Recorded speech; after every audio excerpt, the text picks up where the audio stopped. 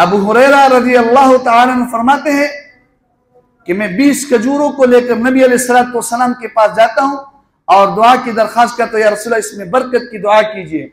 आप अलैहिस्सलातु वस्सलाम इसमें बरकत की दुआ करते हैं और फरमाते हैं कि अबू हुरैरा इससे खाते रहो, लेकिन इसको खोलना नहीं है और इससे खर्च करते रहो। अबू हुरैरा फरमाते कि मैं उससे खाता रहा और उससे खर्च करता रहा, सदका खैरात करता रहा, मनों के हिसाब से सदका खैरात किया।